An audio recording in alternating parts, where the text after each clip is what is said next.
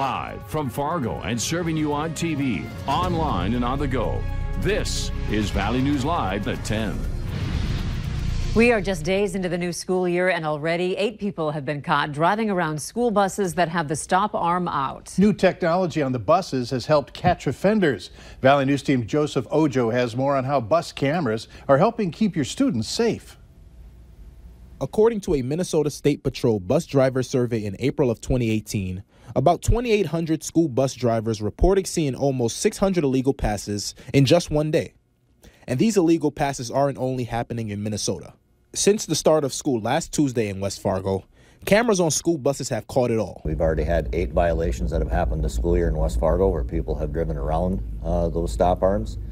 They are caught on camera and they will be charged out through our municipal court. Assistant Chief Jerry Boyer with the West Fargo Police Department says this number is alarming, with it only being the second week of school. The law requires any driver, whether you are coming from the rear or towards the bus, to stop once the stop arm comes up. And if you don't, the penalty is the same for adult or a driver under the age of 18. It's a $100 fine and 6 points on your driver's license. For the under 18 person, the issue that comes in for them is they're only allowed to have 6 points on their driver's license. So if you are under the age of 18 and get that violation, you can lose your license and have to start over. 15 miles an hour by our school zones in the morning and afternoons, and then if there's children outside, it has to be 15 miles an hour. Boyer's advice to kids is to be vigilant, because the stop signs are not enough to always make people stop. In West Fargo, Joseph Ojo, Valley News Live. As mentioned, the buses in West Fargo are equipped with cameras, and the recording goes to police who follow up. The fine for such a violation is set at $50. A stretch of road in Grand Forks County was shut down for over 6 hours after a semi rollover this afternoon sent one man to the hospital. Authorities say the semi was heading east on 6th Avenue Northeast near Thompson, pulling a trailer loaded with hot tar when the vehicle left the roadway, tipped onto its right side and slid into a nearby ditch. The crash caused the load of hot tar to spill onto the roadway and in the ditch. The 21-year-old male driver from Manitoba, Canada, was taken to All True Hospital in Grand Forks with injuries. There's no word on his condition. Crews have cleared the scene and reopened the road. A natural gas leak prompted an evacuation of the North Dakota Mill and Elevator in Grand Forks. A contractor this afternoon was working near the mill, struck and severed the natural gas line. Before firefighters arrived, employees already had decided to evacuate as a precaution. The natural gas levels were monitored in the area to make sure they didn't reach dangerous levels. No one was hurt. Get ready for the temperature to drop overnight. Sounds like it'll be a chilly morning. Hutch, there's still time to protect our tomatoes before heading to bed, right? Yeah, the areas we're most concerned about are the northern valley, mainly along and north of Highway 2, but a few to the south of that could see some frosty conditions. Clear skies and a quiet radar leads to some major cooling with our dry air mass in place. Northern Minnesota will have the best chance, but Norman County through Clearwater County could see some frost in the area. Thief River Falls to Fosston, you have a freeze warning, so not a bad idea to cover the tomatoes or bring the potted plants so they don't get bit by Jack Frost. A look at temperatures as we go through the evening hours, slipping into the 30s with patchy frost across the north. I think northeast North Dakota could see some as well. Fargo, we should stay frost-free for now. I'll have details on what you can expect for the rest of the week ahead and the weekend around the corner here in a moment. All right, thanks, Hutch. Police in Devils Lake are asking for help tracking down this man. He's missing. They say Joseph Bruce Sr. has been missing since June 25th. His picture's been posted to their Facebook page and hope someone from the community knows where he is. If you have information on Bruce's whereabouts, call the phone number on your screen, 701-662-0700. A mother accused in the death of her infant in Stutsman County, North Dakota, has pleaded not guilty to charges of manslaughter and child neglect.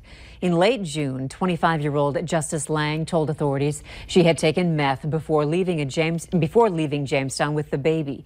She said she stopped in Woodworth because she was having car troubles, then ended up in a field with the baby for several days. A deputy who talked to her took the stand. And why she didn't just walk and get help led to the death of her child. Authorities searched and located the baby's body near a slough. An autopsy found that the baby died of starvation and environmental factors.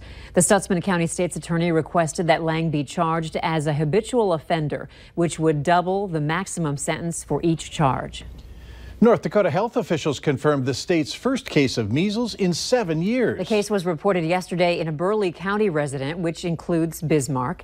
Valley News Team's Katie Opperly joins us in studio with details and what you should look out for. Katie? Yeah, guys, North Dakota's Department of Health says the person was most likely exposed to the disease while in another state. Molly Howe, the Department of Health has a list of areas the person went while they were contagious that carry a risk. Most of the exposures to this measles case, or this individual that has measles, occurred in the Bismarck area. And so we did release specific places and dates and times where people could have been potentially exposed. Hal says people should check the list found on their website, and if you were in one of these areas, watch for symptoms such as fever, cough, runny nose, watery eyes, or a rash that typically begins on the head and spreads from there. She says people who have not been vaccinated need to be particularly aware. Most of the cases in the United States have occurred in unvaccinated individuals. And so a lot of the spread of measles is in people who choose not to be vaccinated or who are unable to be vaccinated. And so that's why we just want to get the message out about how important it is to make sure that you're up to date on vaccines. Officials say the person that contracted measles in North Dakota is no longer contagious and is reported to be recovering. Hal says she just hopes there are no more cases found in the state. All right, thank you, Katie. On the Minnesota side, there have been 2 confirmed reports of measles in the Twin Cities area. For more information about possible areas exposed to the disease, go to valleynewslive.com and click on this story. What do you know about the person who's caring for your children? Last night we told you about a Fargo daycare provider who's charged with child neglect. Court records say she was drunk on the job. We wanted to find out if a daycare provider was convicted of a felony, could they continue as a daycare provider? The North Dakota Department of Social Services says it depends on the case. They say it's the offense itself that determines disqualification, not whether the conviction is a felony or a misdemeanor. But Cass County Social Services says when someone applies for a child care provider license, they dig deep into your criminal background. We do 2 types of background checks. One is the fingerprinting through the criminal background check unit. It'll find any, speeding tickets or any traffic violations or minor in possession, any of those will come up there. And then the other one is the 508 form, which allows us to look to see if there's any child abuse or neglect registry. So what would you do as a parent to make sure the person you're trusting your kids with has a clean background? Colpack says do your research. Call social service so that they can tell you if there has been any violations against your provider. After a Fargo man contacted our whistleblower hotline saying that his living conditions are terrible, his landlord has responded, saying his allegations are not accurate. Kevin Story and his girlfriend say they're living in an apartment filled with toxic mold, and they claim the conditions are costing them a lot of money in medical bills. Documents show that testing confirmed 7 different types of toxic mold packed in the wall and air conditioner.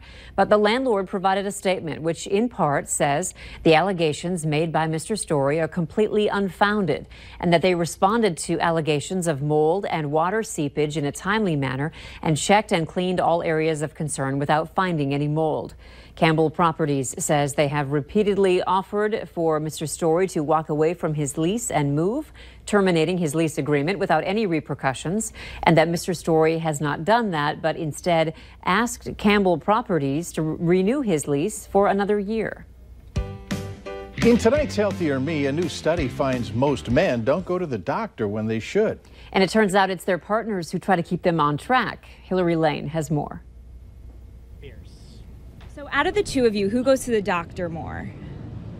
Probably me. Yeah. Stephanie Ott says she's constantly nagging her husband Peter to go to the doctor, and he just won't listen. I think it's just like a cool macho thing, like, I'll get over it, but it's just a flesh wound. A new survey from the Cleveland Clinic shows 60% of men don't go to the doctor when they need to. I'll say you should call the doctor and go in for a checkup and get everything.